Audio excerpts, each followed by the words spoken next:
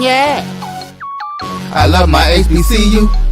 And boy, I love it, love it. I love it, love it. I love my HBCU. And man, I hope my team they won. Yeah. I hope my team they won. Yeah. Man, I hope my team they won. I hope my team they won. Yeah.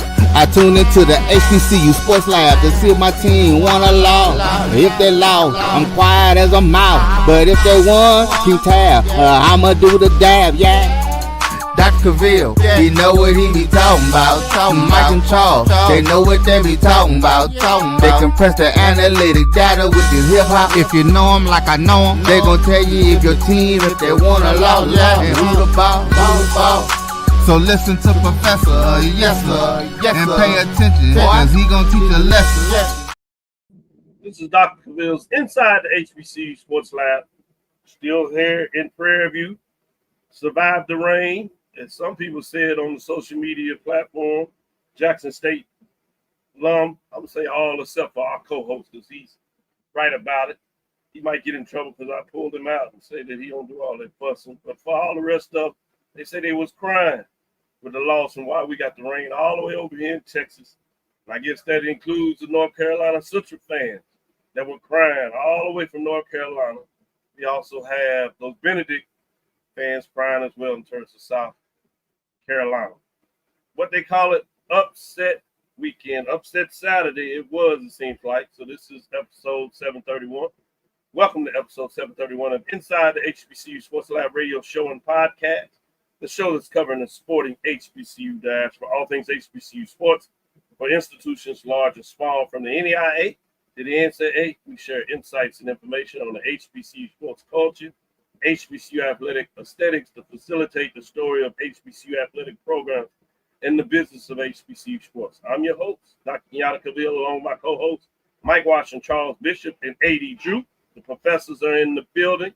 We're filming from our home studios, or as I said, the tailgate space, mid-city as they call it down here in Prairie View, which we've been here since day one, before there was a thing such as RVs. I drove one up. Mike made sure that I had the money to do it, as he was still taking care of me at the time. So I appreciate it. We're filming from our home studios in Signal Live, Caseway 430 AM studios with the Texas Radio Hall of Famer, multi-Hall of Famer Ralph Cooper, in a beautiful home at Texas Southern University. With that being said, let's bring everybody on board so they can see what's going on. I think they're crying over there in Southern too. I think they're the main problem. You know, we got the storm with the man here. Southern, there's something wrong with them. Life ain't right if they can't be crying about something. They send folks home, send them packing. They all over the ledge. Folks more coming to the ledge. They lost to Jackson State. They lost to FAMU. They got all four coming up. Oh, boy. They lost to folks that they don't even claim as rivalries. They get so bad they send the coach packing. They lost to Prairie View. Still got Texas Southern coming. It might not get much better, but they got to find a way to get the pound up first. With that being said, Charles, how you doing today? Doc, I made it in. It's roughly about I guess an hour and 13 minutes from Prairie View to my house. And you mentioned showers. I was showered with raw emotion. You gonna say 30 seconds? I was showered with raw emotion for all hour and 13 minutes of that drive back home from Prairie View last night. So, I'm here. I got my throat right, and I'm front and center. So we got to talk about it. We got to talk about upset Saturday. I would say a great call on the SWAC TV. Thank you. In terms of broadcast, I know it was shortened. Thought it was the right call. We'll get into that a little bit as well. Let me go to you, Mike. What's your thoughts? Man, upset Saturday. Man, you can't coin it any different. I mean, whether you go to the MEAC, whether you go to the SWAC, whether you go to the Division II, I upset Saturday, quote unquote. And as you can see, the tailgaters behind me are still out there. And you can call it upset Saturday because you can tell from my voice, it's upset too. So, Mike, we only gonna pull on you when we need you. We know you. Thank you. Please work through it right now.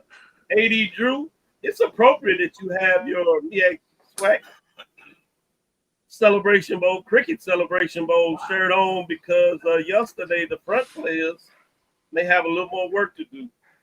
So I know it's a lot of fun in Atlanta eventually where somebody's going to pick their ticket there, punch their ticket as they like to say in different places, but maybe a little different at this point. And then, if that wasn't good enough, where you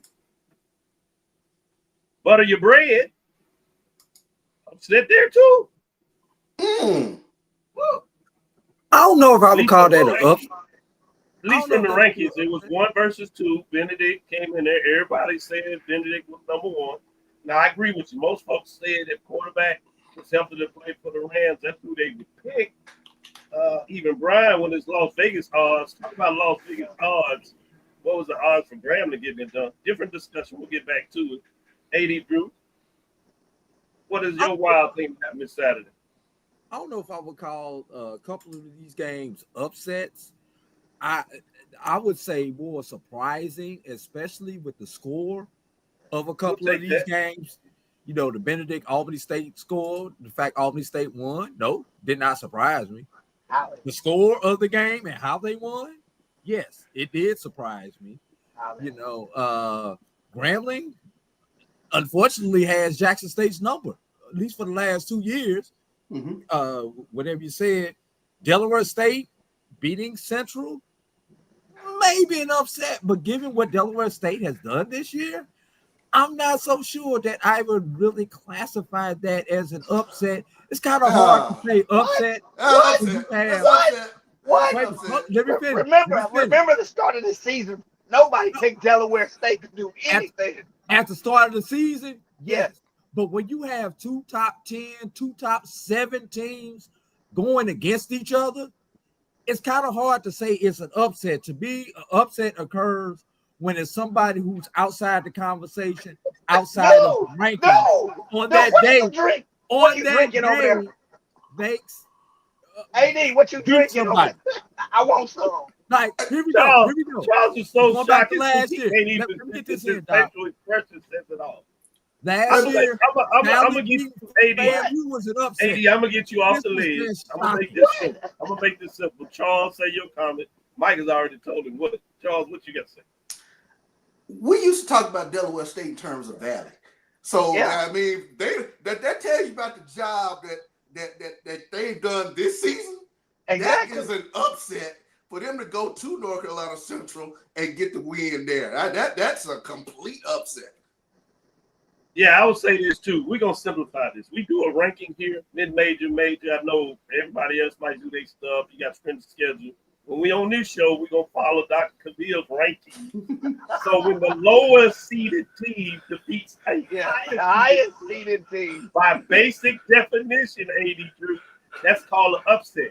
Now you may say I picked it. You may say I thought it was gonna be closer than that, or this doesn't surprise me. But based on inside the HBCU Sports Lab, sports connotation, lower seed beat higher seed is called an upset. Now, with that being said, it's time for me to give out cigars to those teams that did, quote unquote, the upset that AD Drew was still trying to figure out the new math.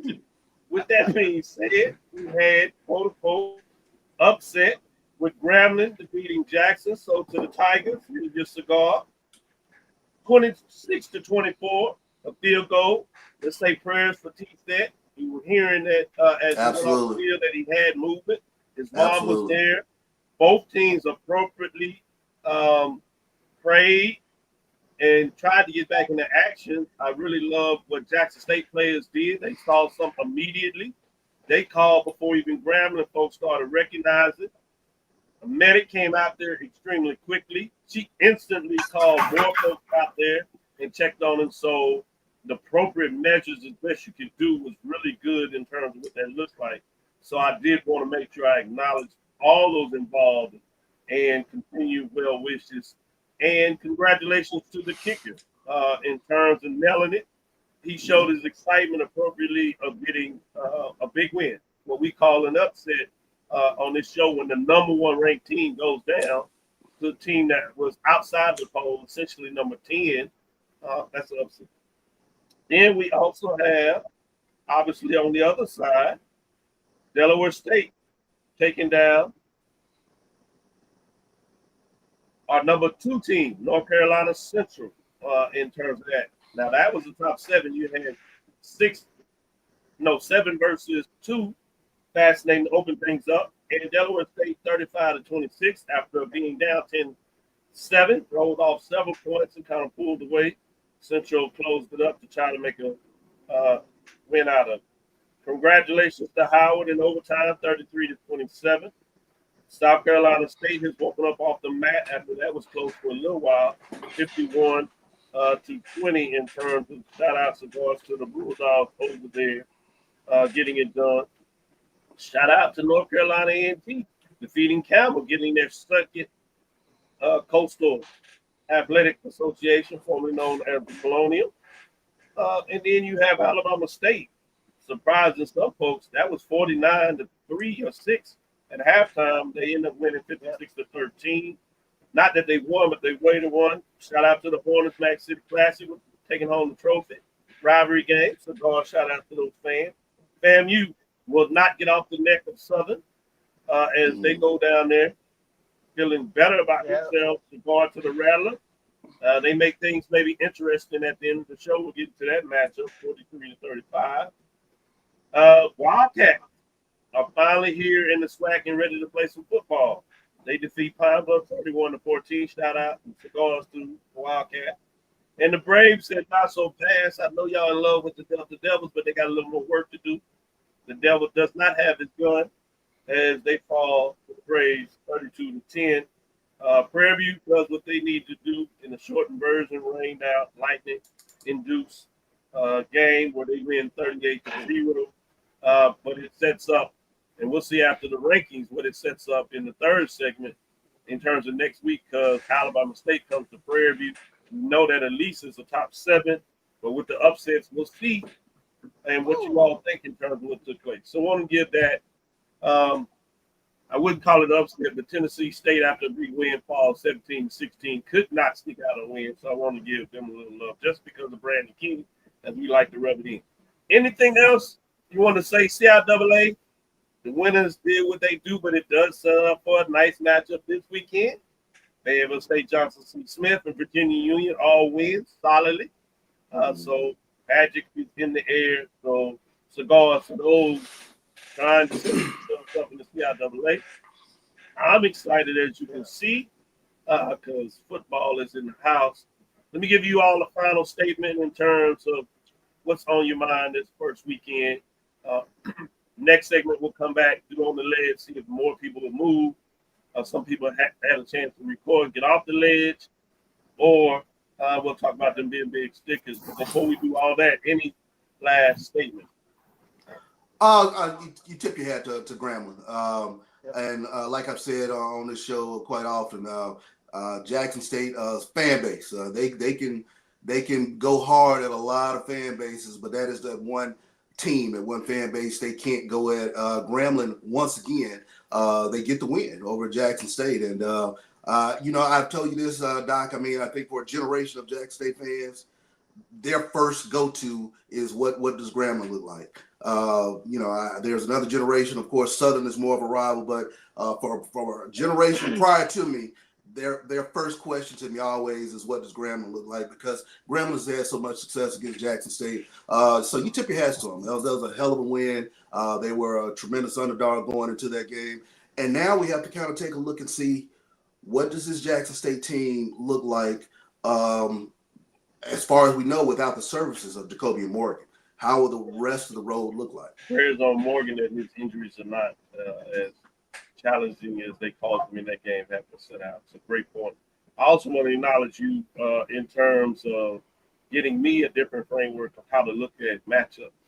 So it's always good to talk with people that have embedded history of an institution. And you said this long ago and remind me every something about there's certain teams at certain periods of time, which I shared with you with Southern, for example, Texas Southern. Fascinating how that looks up. So it's always good to get that perspective. It various generations. Let me go to you, AD Drew. Last thing on your mind? Three quick takes. Number one, shout out to Grambling and Jackson State. 29,655 was the attendance in Las Vegas. So first of all, I want to give the fans who traveled there, because I doubt that there are very few those ones fans that came out of Jackson in Vegas. before Charlotte. Oh, go ahead, Aiden. Yeah, I was gonna say I doubt there are actually very few fans who actually live in Vegas of these two teams. So most of those people had to travel into that particular game. So definitely want to give a shout out to those fans.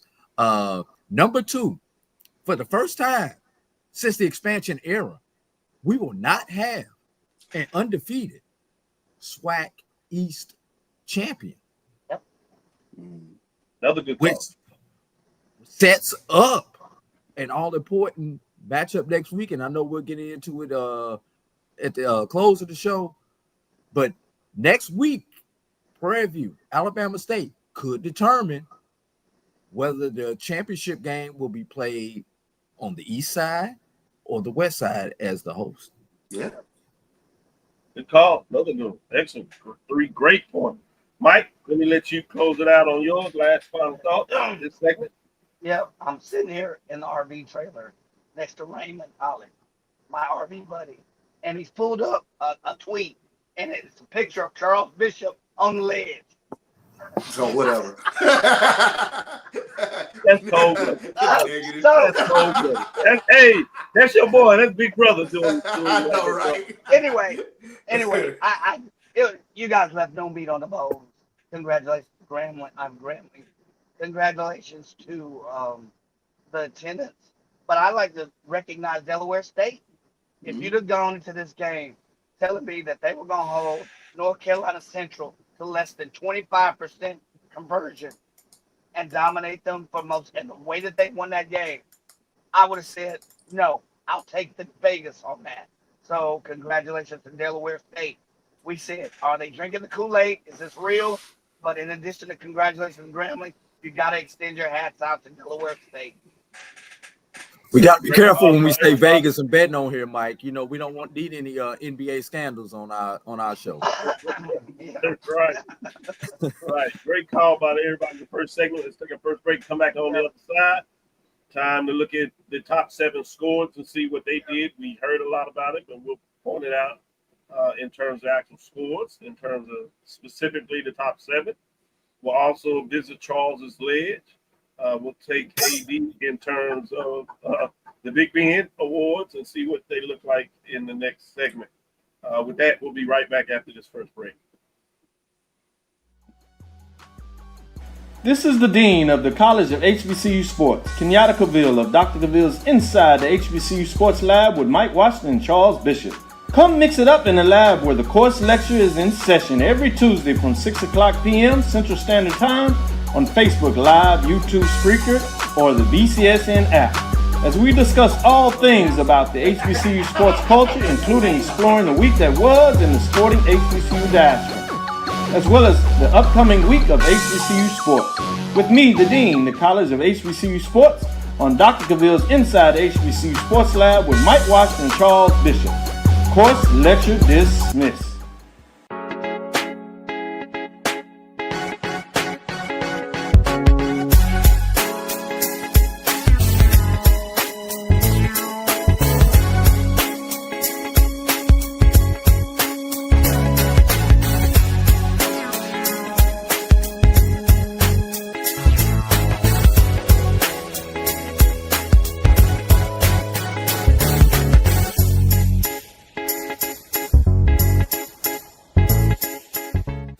It's never too early to plant the seed, to share the tradition, and instill a sense of pride in your HBCU with your little ones.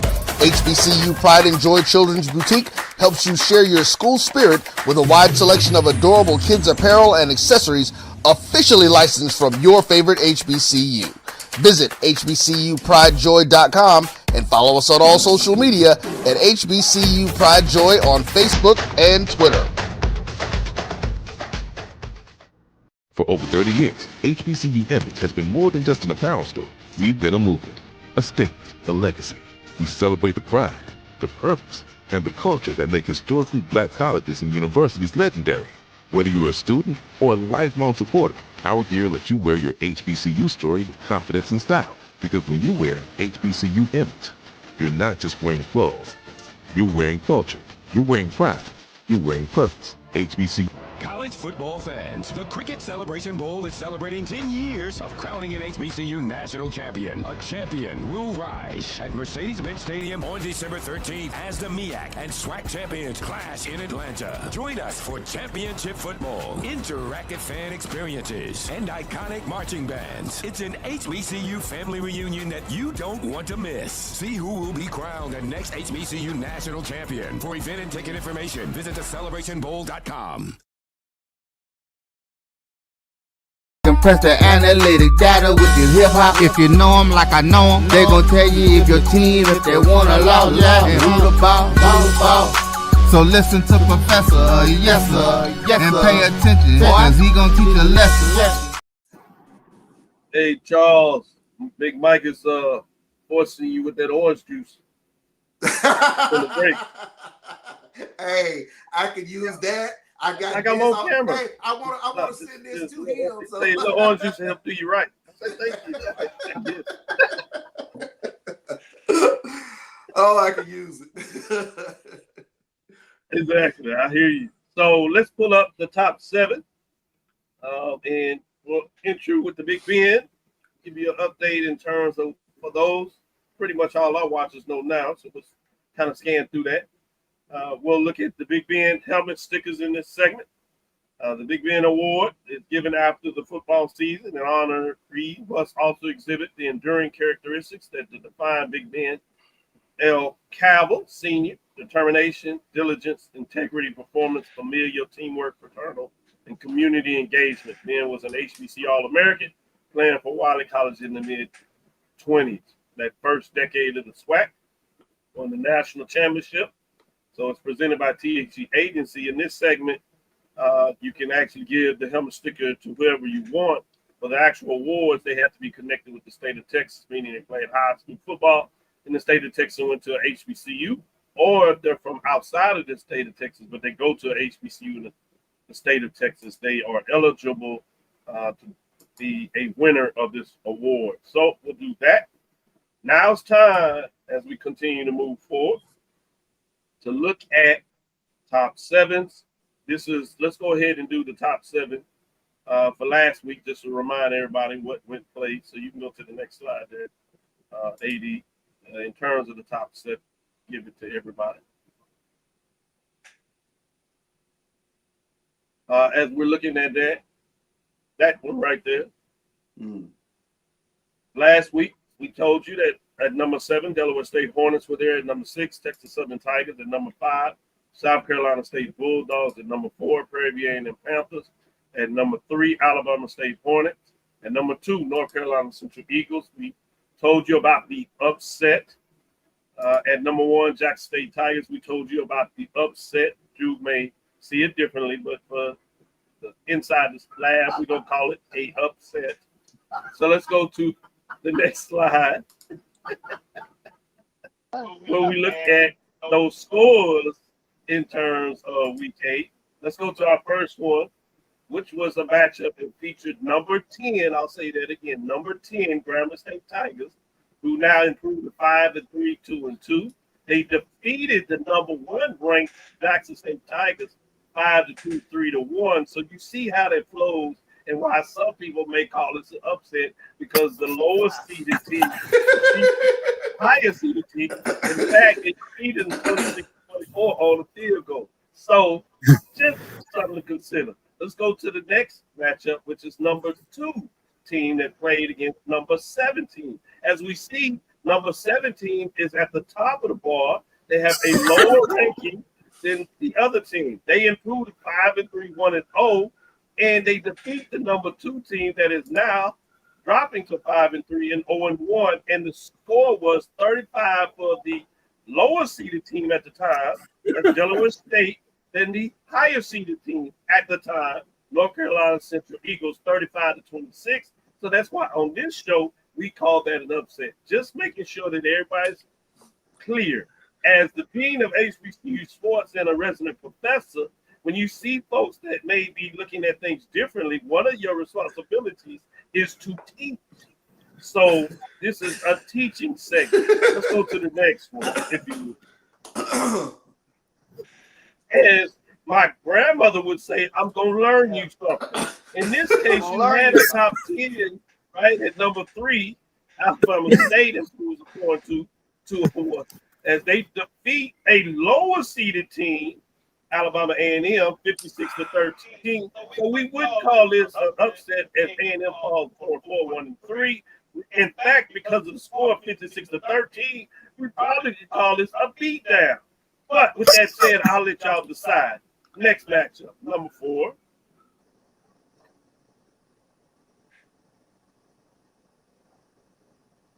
Mm-hmm. This one is just okay. We don't even need to discuss this one. Number we don't 4 need to here. talk about it. We don't need to talk about Prairie it. A&M over Lincoln of California, and we're still trying to figure out how they went. There were rumors that they bust in, which scared everybody. They were going to get off, but we learned that they actually flew in, or if they did bust in, they flew back, and they had to catch a flight. So the Lightning, they shortened the game, moved halftime to after the game in terms of the bands. They did well, but they won 38-0. People reflection, Valley put up 49, Auburn put up 42. But halftime at the Valley game, it was 14. Alcorn did better than that, 21. So when this was called in the second quarter, it was 24-0 to give you some perspective. They actually took the break, they came back, and it was 12 minutes in the second quarter. They washed that out, went to 8-minute quarters, and straighted with the third quarter and the fourth quarter. So it was significantly shortened. Not to say much about that, but just wanted to get your perspective.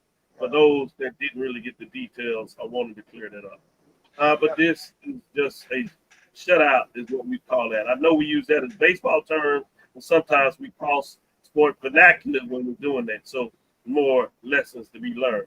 Going to the next matchup, which is number 5.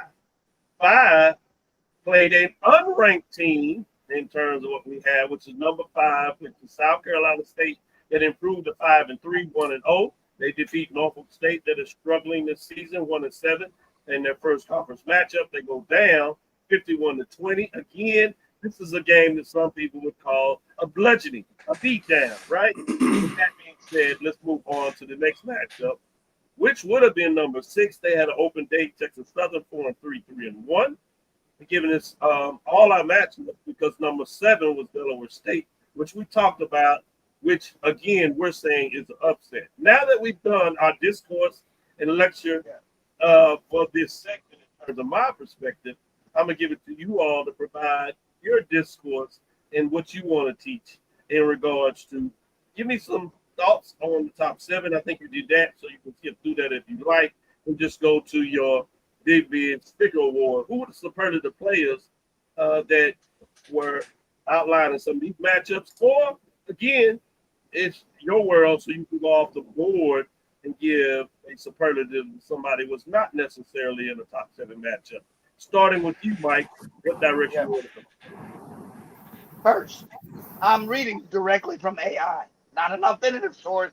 In a football, an upset refers to a situation where a lower ranked or underdog team defeats a higher ranked or favored team. This unexpected outcome often occurs in tournaments or where there's championship implications. Upsets can be significant, optimum word, significant in terms of the outcome of a championship and the overall narrative of a sport. That is the AI definition of an upset. Professor Washington is going to learn you something today, too. So I love Yeti. The other point is that we all have the opportunity to give some input on SWAC TV. And your colleague, Brian, said, I'm going to be looking at Prairie View sideways if they don't score 50 points. You remember that? So when I watched A&Z Strike Zone, I don't want to hear Brian talking about they didn't score 50 points. We had a shortened clock, weather. I don't want to hear anything about we didn't score 50 points because we basically played them in 3 quarters. 38 points, 3 quarters. All right? Point number 2. Point number 3, Big Ben.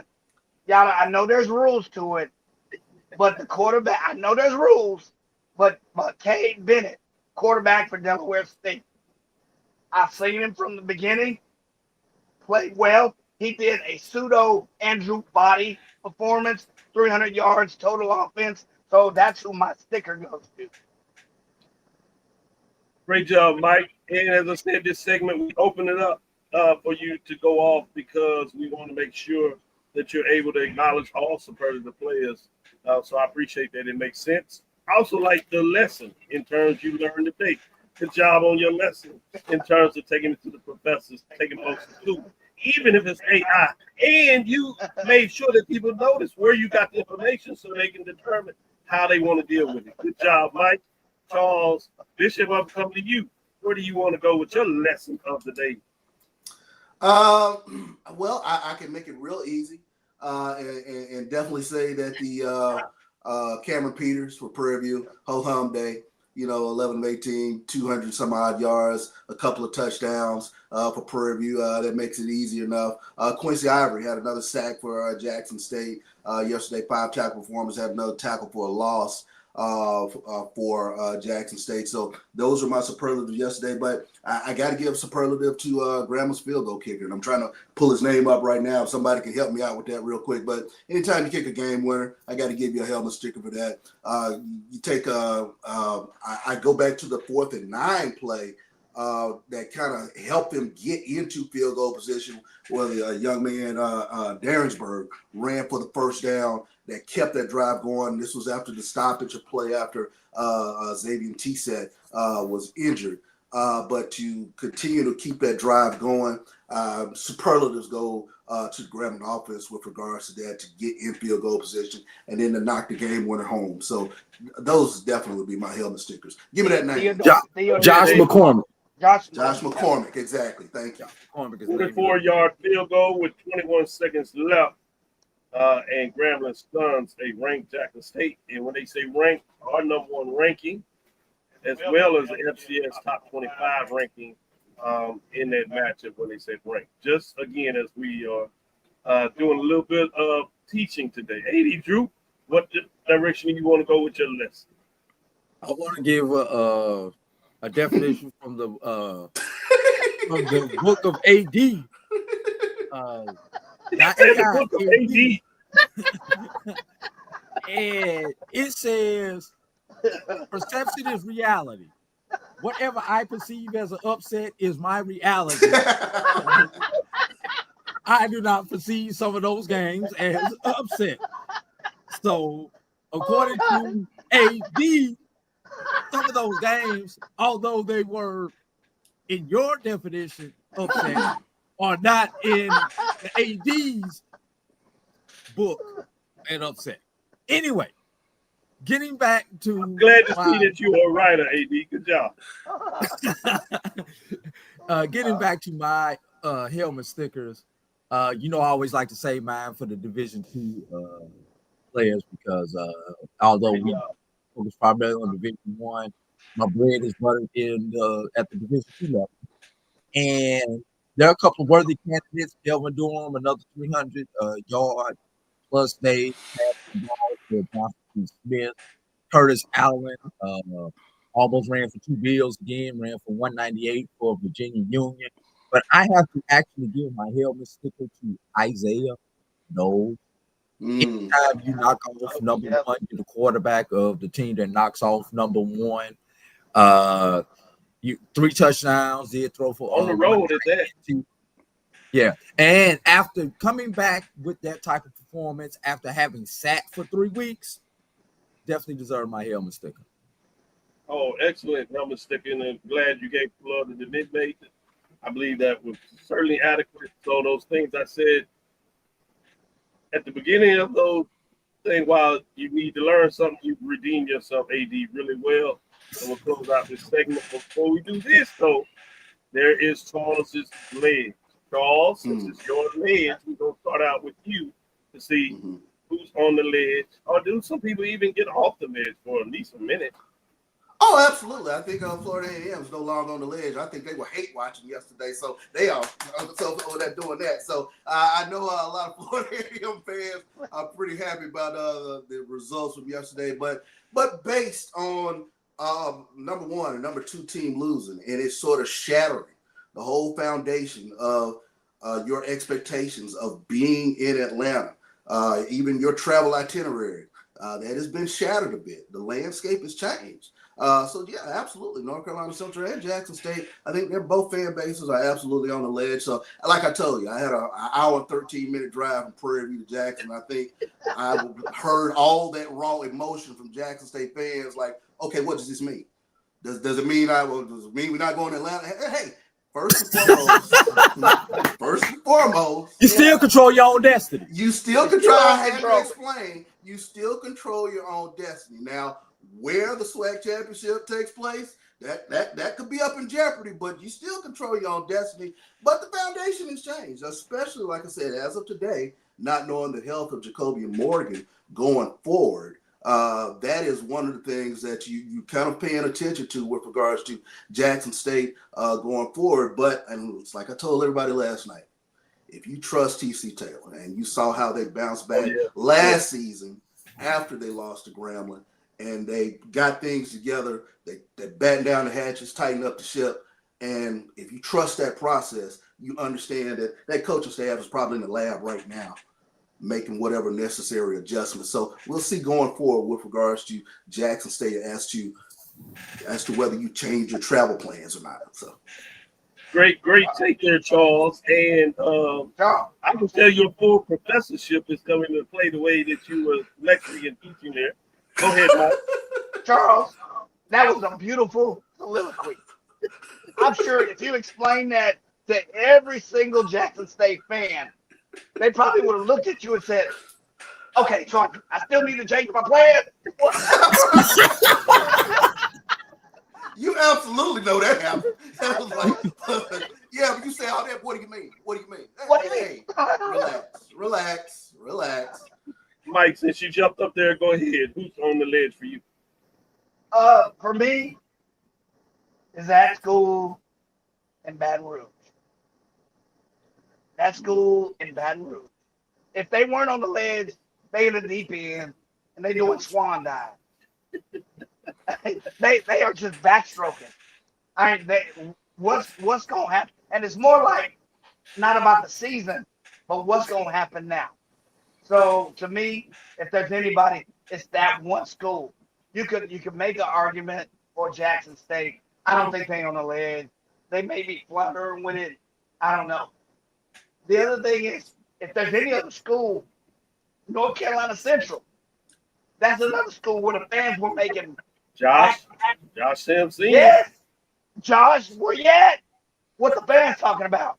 They were making some plans, and all of a sudden, this victory from a number 17 that was not picked to even be in the top 7 at the beginning of this year comes in, goes to North Carolina, pull that upset. I know there's some fans. Josh is more of an expert. Did you say upset? Yes, I did say upset. I believe I did say with a capital U. Not the Miami U, but a capital U. Yes, that fan base. Yes, absolutely. I think they are fluttering on that walking plane into the deep end. I'm telling you, that's how they think. So, Josh, where you at? Especially the uniqueness of the MEAC, they certainly need help now. For the season, unlike Jackson State, they don't control their own destination now. They're going to need some help. AD Drew, go ahead. Where are you in terms of your ledge? Actually, I don't think anybody is on the ledge today. I think a couple of people have actually stepped back closer to the base versus taking another step further on the ledge. Because everybody happened to take care of business this weekend. We had set like a artificial number of 1.5 in-season coach changes this year. Do we have that other 0.5 coming? Or do we move the bar and say there may be a couple more? Right now, nothing's happening this weekend Nobody is supposed to, everybody's happy. Even Alcorn got a win, they're happy. Valley is showing patience. They know they've got a first-year coach. The only person who may take one step closer to the ledge, possibly, and I'll say that with a very small P, Mike, not capital P, maybe Morgan State, because they are slowly regressing there, considering where Coach Wilson came in at and what the expectations have been, and considering how long he's been at Morgan State. That may be the only person who may be taking another step, but they're definitely not at the edge of the ledge as of yet, everybody. And I want contextually folks to think about this. When we talk about that, we're really, for the most part, talking about fan bases. So you're absolutely right. When we look at it, we would say, hey, they played in tremendously close games, so they're right there. Certainly a disappointment. But yeah, when you talk about fan bases, they act totally different. That's why we call them fans. Remember, fans are short for fanatics, and that's the framework we think in. So we do want to make sure we acknowledge in coaches what they do in the work. We understand that. As Charles was accosted earlier about that, we wanted to share that this is about fan base, not about attacking coaches. You're good folks, and we know the work you put in there. We take it for that serious. Personal privilege. Before we take this next break, I want to talk about this, which is the Actively Black HBCU series, Prairie View. I saw a lot of folks with this church on yesterday. Shout out to Actively Black, how people are representing and seeing their reports on it, doing great work and quality merchandise. Good price in terms of what you do, but you're getting quality. I thought I would represent a little bit, particularly after victory, with all the other chaos. It'd be interesting, as we'll find out in the next segment, who was number one. Does North Carolina Central fall? If they do, how far? Does Jackson State fall from number one? We'll see how far. These gentlemen vote, others votes. We'll do that collectively and see what it looks like as we return in the next segment. Then our final segment, we'll talk about key matchups, and we'll introduce Kyle Mosley as he looks at his analytics and give you some thoughts as they break down these matchups, where they are in terms of his analytics of who are projected to get things done. We'll be right back after the second break. On the other side, we'll give you the major divisions, top 7. You don't want to miss it. There are some changes. We'll see exactly what that means for everybody. Stick with us. We'll be right back after this next break. ESPN Events presents Red Lobster Band of the Year, a title reserved for elite HBCU marching bands. A season-long competition that culminates in Atlanta on Friday, December 12th. Drum majors, percussion, drill, auxiliaries, musicality. All aspects will be examined by the toughest judges in the world of college bands. 4 will qualify for the big stage, where national champions will be crowned. Follow us on social media for rankings updates throughout the season. And join us in Atlanta on December 12th. For event and ticket information, visit bandoftheyear.com. For over 30 years, HBCU Image has been more than just an apparel store. We've been a movement, a statement, a legacy. We celebrate the pride, the purpose, and the culture that make historically black colleges and universities legendary. Whether you're a student or a lifelong supporter, our gear lets you wear your HBCU story with confidence and style. Because when you wear HBCU Image, you're not just wearing clothes. You're wearing culture. You're wearing pride. You're wearing purpose. HBCU Image, a Kenny T's company. Compress the analytic data with your hip hop. If you know them like I know them, they gon' tell you if your team, if they wanna lose, and who the ball. So listen to Professor, yes sir, and pay attention, cause he gon' teach a lesson.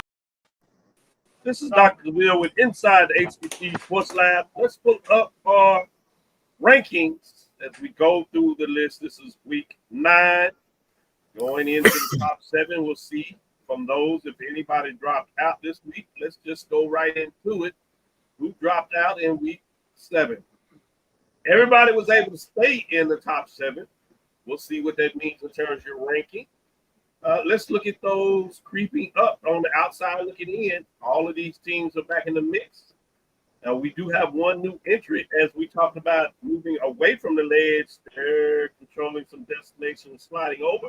Bethune-Cookman Wildcats are 4-4, 3-1, 149 points. Grambling is moved up in terms of the votes after their big victory. Grambling State Tigers sit at 5-3.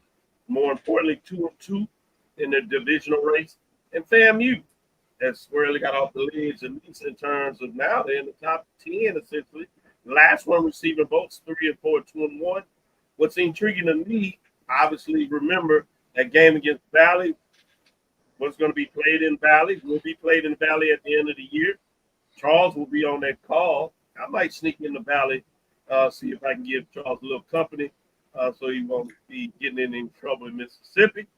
So with that being said, if FAMU played that game, intriguing. They were a little kind of thinking about themselves, maybe on the ledge a little bit. But the way Valley playing now, you're thinking that really you're looking at this, they could be 4-4, 3-1. But that game will have to be played, so I wanted you to kind of be in the mix and think about that in terms of record. But with that being said, let's move into the top 7. Central falls from number 2 all the way to number 7. North Carolina Eagles are 5-3, 0-1, 150 points. They were previously ranked, as I said, number 2. Brings us to number 6. Number 6 this week is Texas Southern Tigers. They remain right there, did not play. They're 4-3, 3-1, 163 points. Previous ranked 6. Moving us to number 5 as we come up. And I see a lot of folks intrigued. Delaware State Hornets with the big upset move up 2 slots. They were previously 7th. They move up all the way to 5. They're at 5-3. Want to know more importantly in the MEAC race after their huge upset of previous ranked 2, that's dropped all the way to 7. But Delaware State Hornets at number 5. Bringing us to number 4. South Carolina State Bulldogs. They slide up a spot after a beatdown there, 5-3. 1-0, 1 first place vote. They gained the first place vote. So I would imagine that North Carolina Central that had a lot of those votes, or maybe it came from Jackson, but somebody thinks that South Carolina State, the Bulldogs, should pick up where they did late last season to be number 1. We'll see what that means. 185 points, but they do move up a spot previously last week where they're sitting at 5. Meaning, this is where it gets a little interesting. Top 3. I see Charles Bishop studying his craft.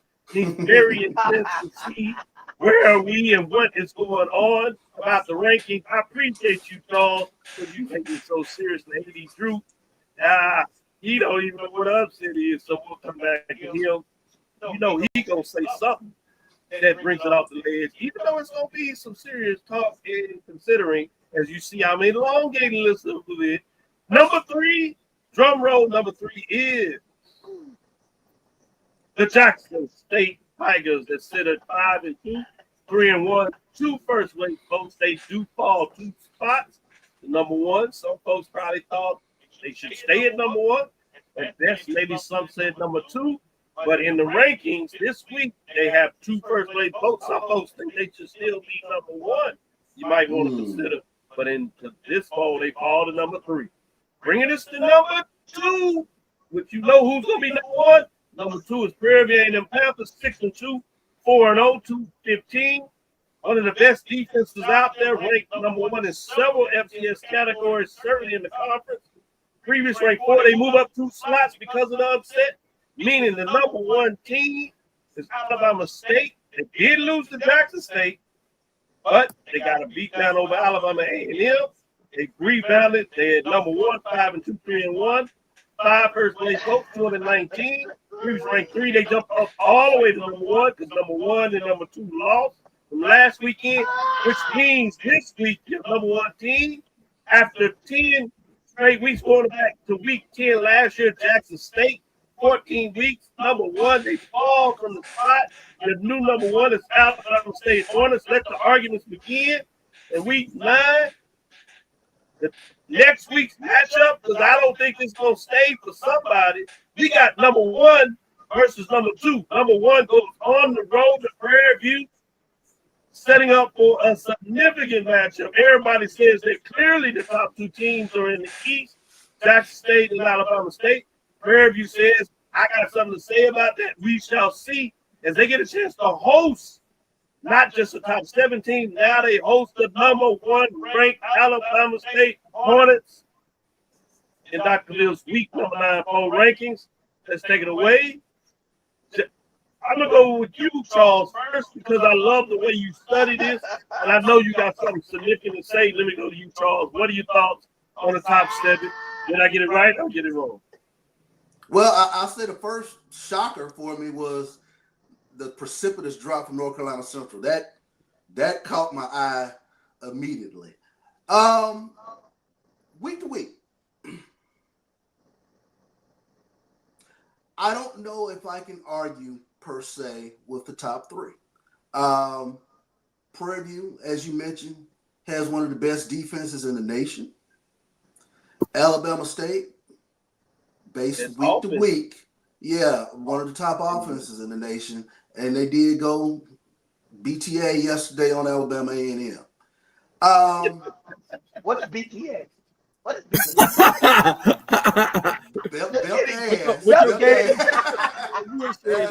You trying to get your car revoked? Your license revoked, so you can't be on there. That did happen. You know what?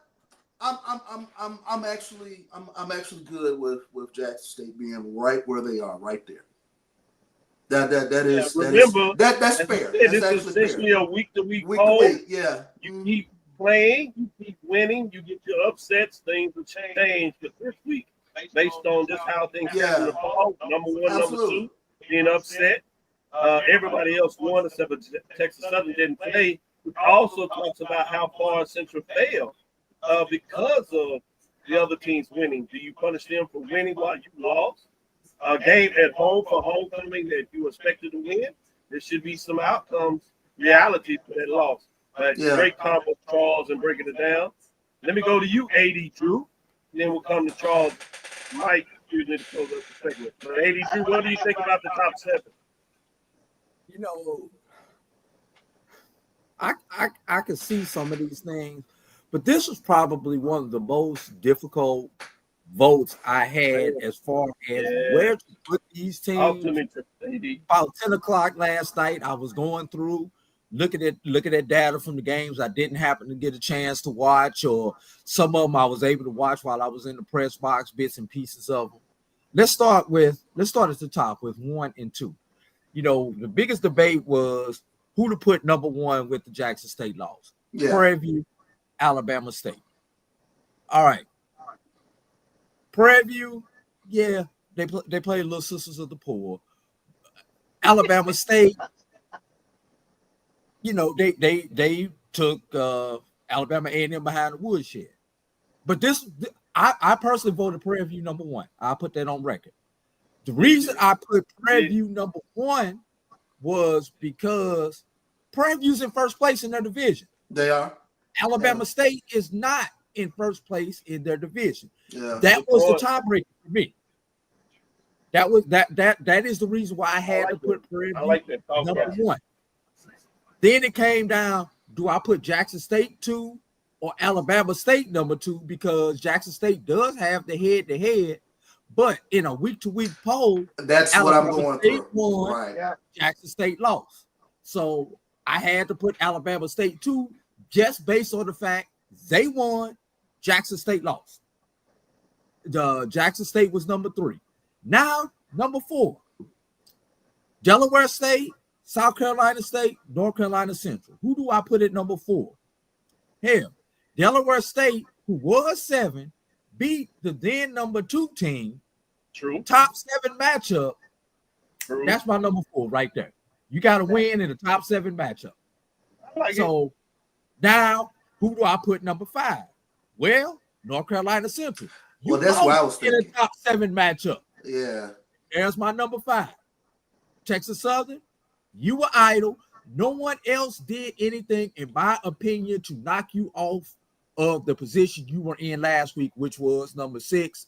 I leave you alone, which leaves South Carolina State by default at number 7.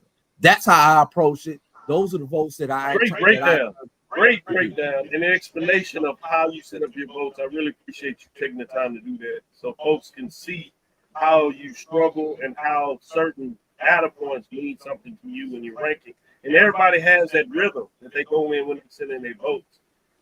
So that's part of the magic of week-to-week rankings where folks literally put in their votes. They do go back and look at things, and they weigh them based on how they weigh them, so everybody understands what it looks like in poll rankings. So great job, AD Group.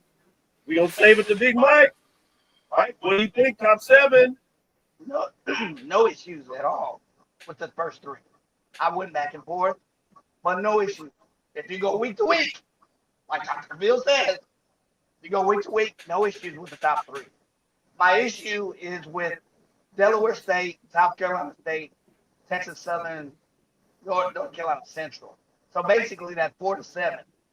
And I agree with you. If you look up any stat, it now has Delaware State as in top of the MEAC. They're in first place. So from my perspective, if you're at the first place of your division and you beat the then number 2 team, to me, it also I look at statistics. Delaware State should be above South Carolina State.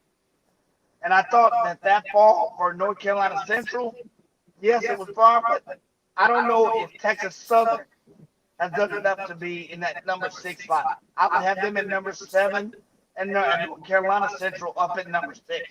That's enough of a degree of a fall for me.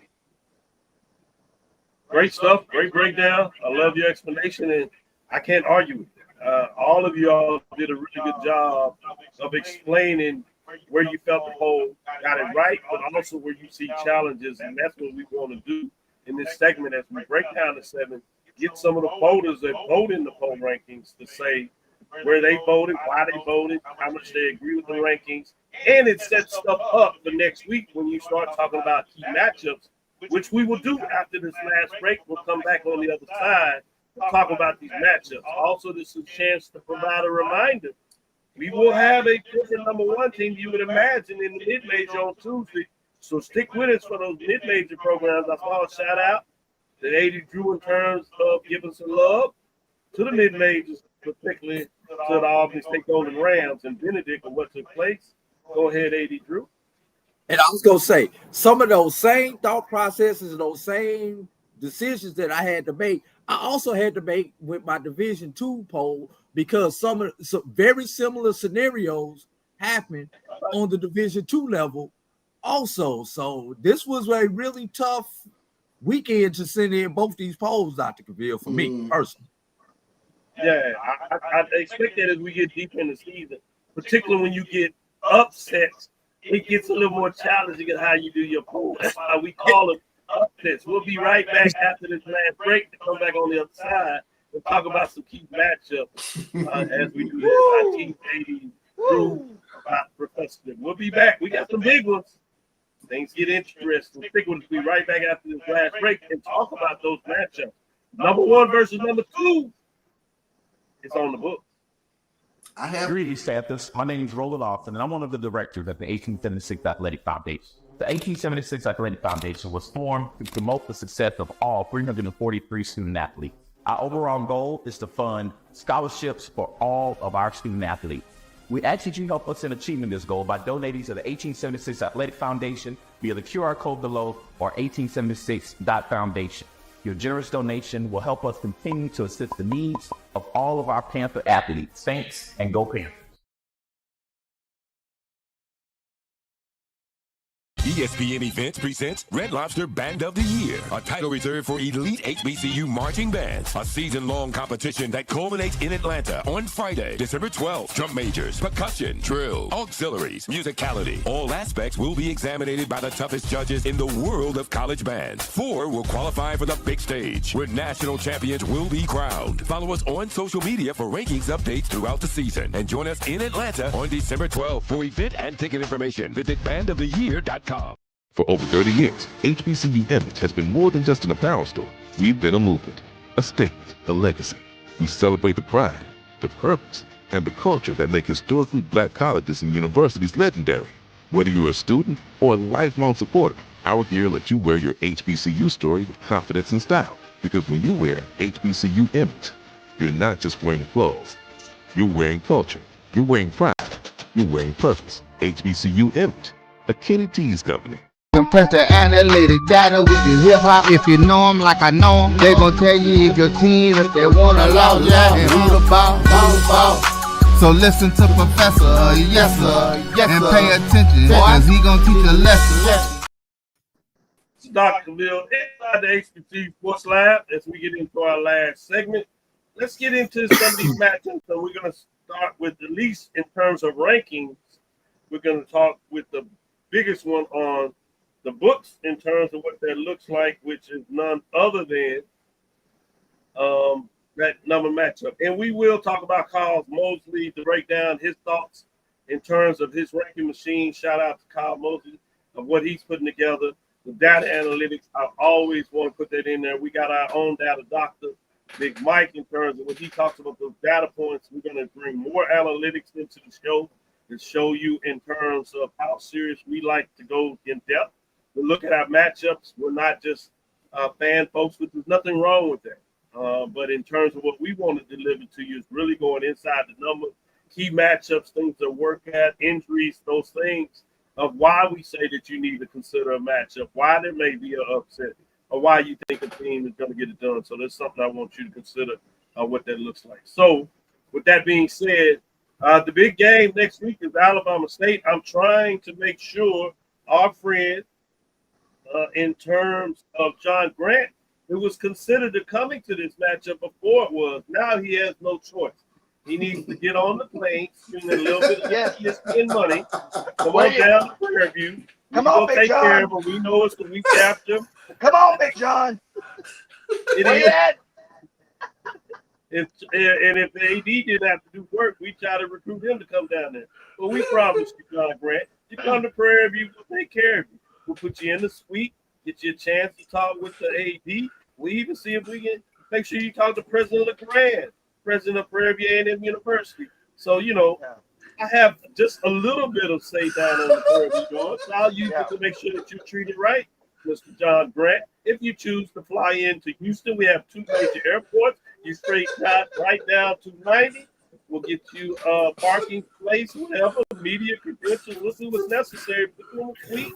Put you in the National Alumni Suite of Prairie View. I happen to know the president, Mr. Roosevelt. He's doing a great job. In fact, he did something last week in terms of Southern's homecoming, able to get Prairie View A&M folks, 50, 60, 100 folks in the middle, I'm seeing 50-yard lines for Southern's homecoming. We had a show last week. Shout out to those folks that did the show, the Southern and all four state fans over there as they do it. They were saying they've never seen anything like that besides what they're seeing on the football field. But they were also talking about Prairie View taking up a section in their thing. So just giving you an idea that there is some things that Prairie View A&M gets right.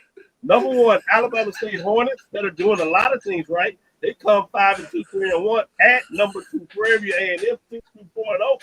You got the coach talking about getting in line. You got the AD talking about buying some tickets, get your butt back to Prairie View in the seat. So you can't say that I didn't try to tell them. I'll continue to teach on this show today 1 versus 2 in terms of this matchup. It's the big one, so I'm gonna give everybody a chance to talk about it. Starting with you, AD Drew. What are your thoughts? 1 versus 2. Consider to the polls that was released today. Big time. Another game. Maybe not the game of the decade. It certainly is for Prairie View. Maybe even Alabama State. With that being said, AD Drew, what are your thoughts on this matchup? All that stuff sounds good on the field, Doc. But me being in the media, here's my question. Who's going to win the press conference? That's why I want to put my money at. Who's going to win the press conference between these two? Because you literally got fire Tremaine Jackson and ice Eddie Robinson Jr. when it comes to the microphone. Both are effective. Both get the job done, but they have two different approaches. Who's going to win the press conferences throughout the week? That's the storyline that I want to see. Number 2. Especially if I put out the number 1 versus number 2, any of them will take the bait. Yeah. Besides that, important for determining home field advantage for the SWAC championship game. Prairie View wins this game, they've almost locked up home field advantage. Prairie View has the advantage of having 3 of the next 4 SWAC conference games at home. Got a point, Mike. Big Data advantage. point. You took my data point. You took Prairie my View data point. A&M, Alabama State, with renewed hope because of the Jackson State loss. No, they cannot afford to lose another game because for Alabama State, it's SWAC championship or bust because they have absolutely zero opportunity to make the FCS playoffs due to the Turkey Day Classic. So I am really intrigued about all those different variables going into this week, trying to see who they go, how it's going to play out. And by the way, potentially SWAC Player of the Year in Andrew Body against the number one defense, one of the top defenses in the SWAC. Storylines everywhere this week. Yes, you social media people out there, get off of what happened last week. We'll give you another. You had it last night. It's time to move on. Maybe give you half a day today. 24-hour rule. Sports Wrap. They'll do a review, but time to move forward. Let's set this match up. You got Andrew Body, number 1 offense, coming in on the road to face the number 2 defense. He had this shot before. At that time, he was number 2 facing the number 1. Now he's the king of the hill, along with his Hornets. It'll be fascinating, this matchup. Mike, what I love about what we're doing, we talk about Dr. Charles McCullen, the commissioner. He's talked about helping put this together. You got, obviously, as we talk about Mr. John Grant in terms of what he's doing. He says, look at matchup. Talk about players. Week to week, we got folks in mid-season firing coaches, whether you agree or not. All that is heightened because the importance of a SWAC championship game, the importance of the Celebration Bowl, the importance of winning those in terms of being able to go get that loot, as the young folks would say. They probably changed it up, but I'm using my own language to talk about young folks, but it is what it is. I can do that. I'm the dean of HBCU sports. What more do you want?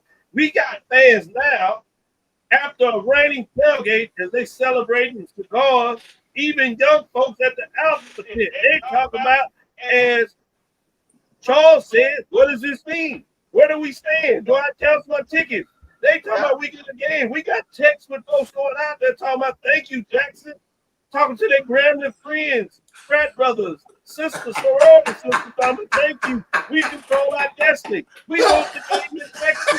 This is what HBCU sports culture is about. When you look at the ranking, talk about what's going on week to week, keep the fur with how we got SWAC TV, where we bring you the updates of what's going on. We got folks SWAC TV, where you can follow your games while you watch the other games on your phone.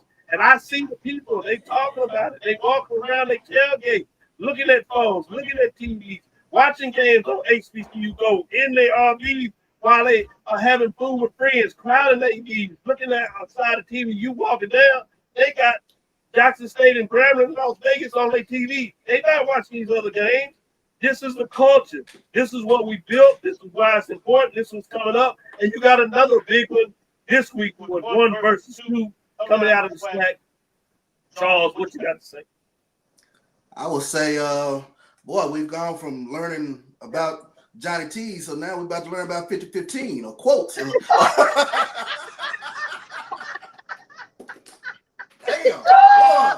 Man, how things change. Oh, my God. Speak on it. Man, woo. Speak on it. I'll tell you what. Number 1 offense, number 1 defense, and Tremaine Jackson's challenge last week to the Prairie View faithful. Hey, you got to turn up. You got to turn out this week. You have to turn out this week. This is big time football. This is big time football in your stadium. This is the weekend to show all your love for Prairie View and Panther football. This is what it's about. This is what Tremaine Jackson came to do at Prairie View in terms of making sure that culture understands the football game is what's important. The football game is what's important, and this is what you have this upcoming weekend. I'm looking forward to it. Good stuff. Mike? Did you have your say? Well, since AD took my data point, let me give you some other things. Storyline. What's Andrew Body's record against Prairie View? Think about it. Think about it. It's over $1 million. Has he beaten Prairie View? No. You got the number one rusher, the number one passer in the SWAC against the top offense coming back to Prairie View. You talking about another storyline? Jump on that, baby. We got 50-15. We got Avenue J. We got everything. Johnny T, meet 50-15. Meet Avenue 5. Meet all of that. But the other thing, the chart, I got a call from my auntie in Dallas. She's like, now, baby, I don't know X from O, but what this mean? Where I need to book my tickets in December. She don't know anything. Folks are asking questions. That's how important it is. You mentioned that Tremaine Jackson, AD Golf, also made the same plea to the Prairie View faithful. He said, this is football, folks. Let's put our mark on it. Let's make it important. This is big. The other thing is, we talk about number one offense, number two defense. And we talk about fire and ice, AD. I would argue that if you see Tremaine Jackson in a press conference, he is ice. He is cool. He's like, we're going to come to play with violence, and maybe the other coach, maybe a little bit of fire, but he's going to get this team ready. So all of that being said, the turkey legs will be flowing. The dirty rice will be dipping. And that Houston fruit punch that I'm going to serve you will be readily flowing.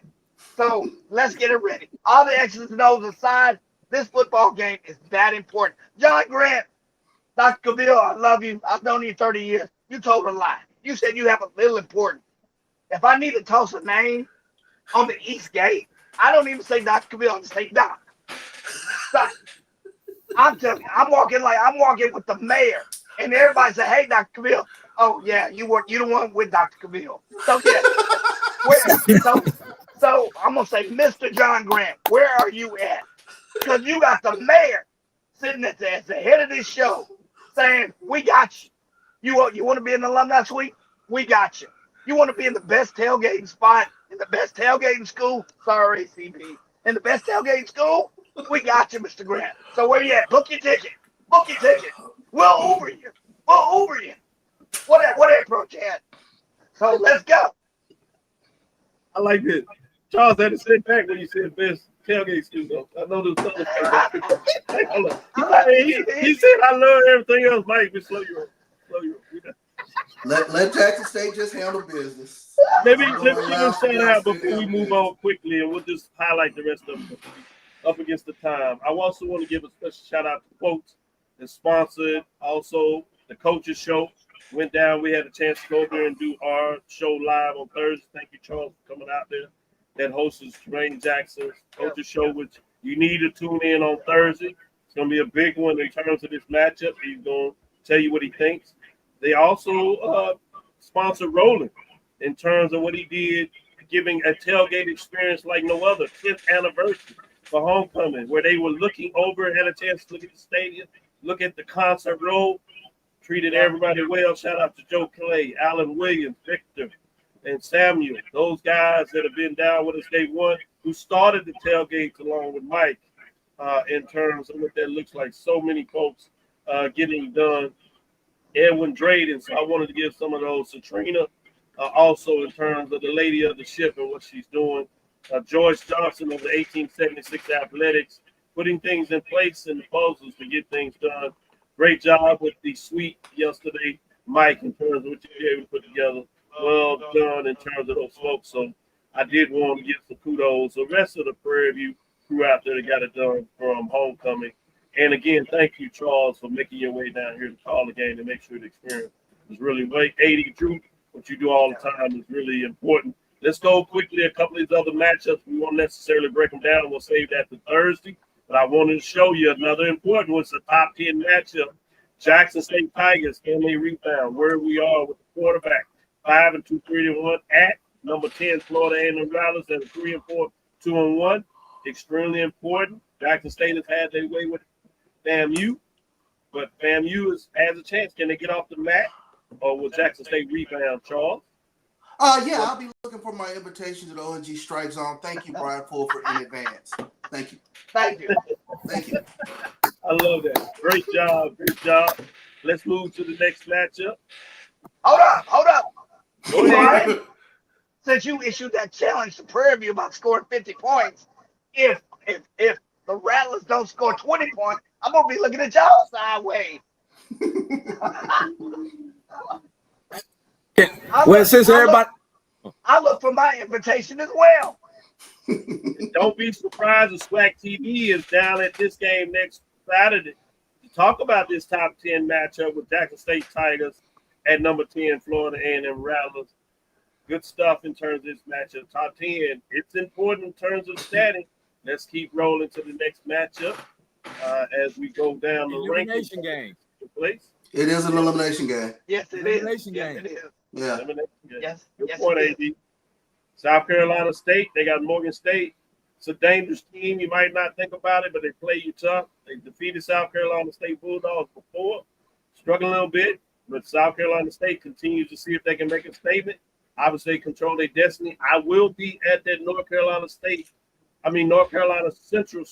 and South Carolina State matchup on Friday. I'm looking forward to that to see if it still means something to Spanish. But I booked my ticket. I'll catch John Grant there for that one as well. Move to the next matchup.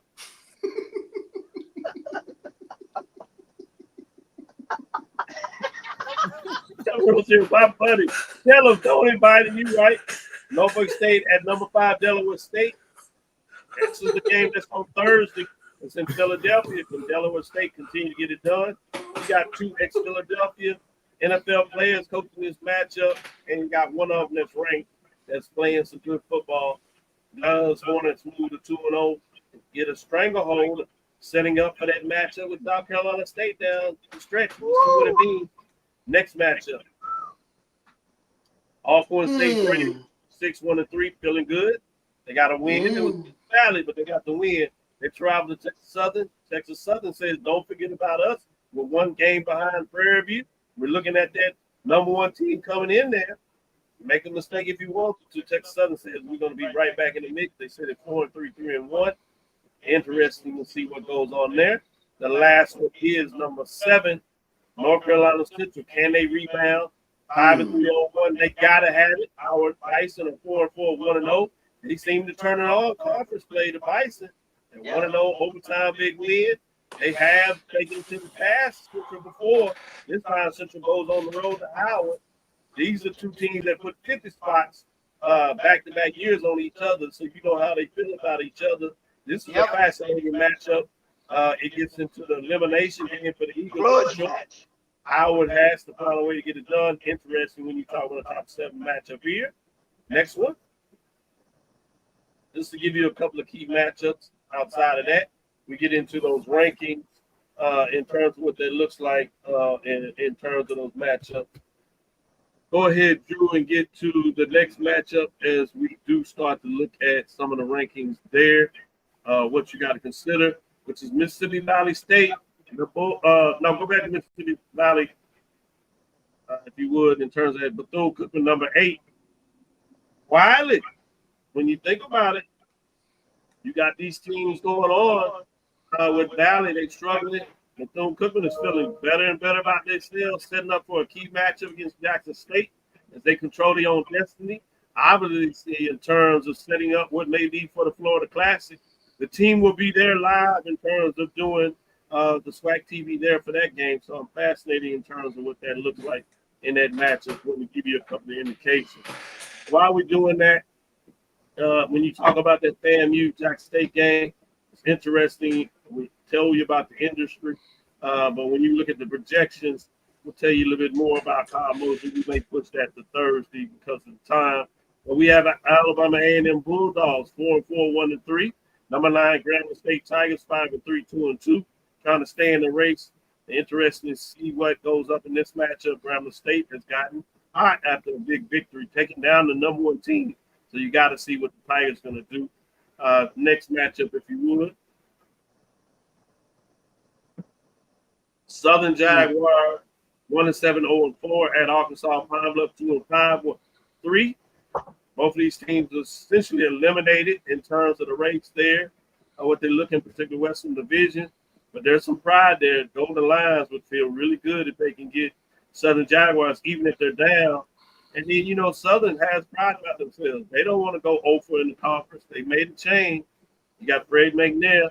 He had a lead in the game against FAMU, but could not succumb to it. So those are your matchups in terms of what that looks like. As I said, we have some analytics breakdowns. We'll break that down for you on Thursday to get you prepared of those matchups, what it looks like because of the elimination.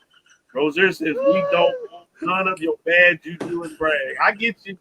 Hey, they didn't woke up. Don't play that with us. Good job what they do with the O&G strike zone. Seriously, good job by Brian. Keep up the great work, Rozier. Love you like a brother. Appreciate you taking care of me when I was down there. Good host in terms of what that looks like. With that, we'll go down. One final thought from everybody before we close the show today, starting with you, AD Drew. What are your final thoughts? I'm gonna flip back to the Division II level for a moment. Thank God I am not one of the nerds in the SIAC offices in Atlanta who's gonna have to figure out the tie break between Kentucky State and Benedict should it play out when those two teams remain tied at the end of the season with Albany State in the pole position right now. But Albany State, keep in mind, you still got Fort Valley on your schedule. So we really could have the nerves having to pull out the slide rules if we get a three-way tie with all those teams at one loss in the SIAC. Flip it over quickly to the CIAA.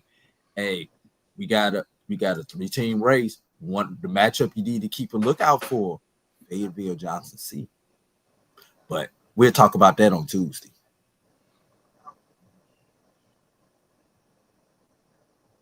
Good stuff.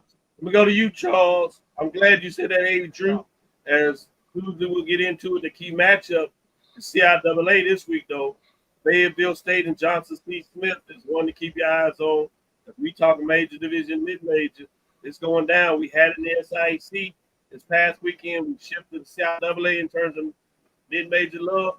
That has all types of implication on it for Fayetteville State and Johnson C. Smith. Can Johnson C. Smith get it right this year? They're in the mix. They want a little payback for a championship game against Virginia Union. To get there, they have to get this victory. So that's a fascinating matchup on the mid-major level. Charles, what are your thoughts in terms of next weekend where things get back interesting again? I mean, first week of November, so it's championship football down the stretch. And that's what makes this time of the season so much fun. You talk about that number 1 versus number 2 matchup, Jackson State, FAMU, but playoff football in the MEAC, and all the implications over there in the SIAC and CIAA. This is so much fun during this time of the year. I can't wait to get to next week. Looking forward to it. And as I mentioned earlier, Kevin, Brian, I'm just a StreamYard link away. Yep. I want to implode the show. AD Drew? I don't know. OG strike zone. To call your brothers down to AD. Invite me. Invite me. Where you at? I want to implode that show. The BCSM network. Don't be ugly. Big Mike. I want to do that ridiculous thing that you do with your wrist. Whatever. So anyway, what CB said, October's getting real. If you're not a football fan, I don't know what. And just imagine the race, the complexity of how it gets. If Alabama State wins, then that makes things somewhat complex. If Prairie View wins, that still makes things complex. If we start the season thinking that a team from the West could potentially host the championship, we didn't start thinking that. Now we're thinking that. So it's imagine they play the game for a reason. Drew, I know you're about to say something. The other thing I will say is that let's not forget TSU. Alabama State has to play Prairie View, but no matter the outcome, they still also have to play TSU, who's sitting in the wings and playing much better. So here's another team from the West. Did we think of this at the beginning of 2025? football season? No. The That's West gone. has something to say. That's my point. The West has something to say. That gauntlet is getting real. Especially when you think it was the third ranked team out of the West that defeated the number one ranked team in the East. Are we finally getting the shift? Can the West finally get some love in terms of being able to be back in the football business? We shall see. Let me put it from an organizational. Are we at the precipice of an organizational threshold shift in the paradigm of future games? There you go, AD. That's my data point. Can I throw one other thing out there quickly? Should Alabama State defeat Prairie View, do we realize that for the first time since expansion, we will not have an undefeated regular season champion in the SWAC? Right. Yep. Good point. Good point. With that being said, we'll call it a close. Mr. John Grant, look forward to seeing you. Thank you for listening to Inside the HBCU Sports Lab. Make sure you share your podcast with your friends and colleagues. I am Dr. Cavil, the Dean of HBCU Sports, coming from inside the lab in the College of HBCU Sports with Mike Watts and Charles Bishop. Again, we want to thank you for listening to Dr. Cavil Inside the HBCU Sports Lab with Mike Watts and Charles Bishop.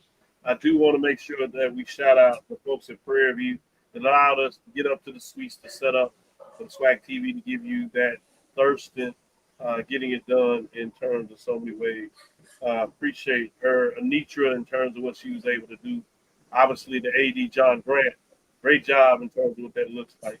Again, we want to thank you for listening to Dr. Bill's Inside the HBCU Sports Lab every Tuesday and Thursday at 6 o'clock Central Standard Time, and on Sundays at 9, giving you a breakdown for the week of how you can look at HBCU sports. Follow me, Dr. Yada Bill, at DRKENYATTACAVIL on Threads, Facebook, and Instagram. Inside the HBCU Sports Lab 1 on Facebook. Inside the HBCU Sports Lab on YouTube. Dream big, continue to move forward. We will talk with you soon. Charles? Of course. Mike? Lecture. Oh. AD? Dismissed. Dismissed. I don't know who that was. That's Raymond. That's Raymond. Tailgaters, 3P tailgaters.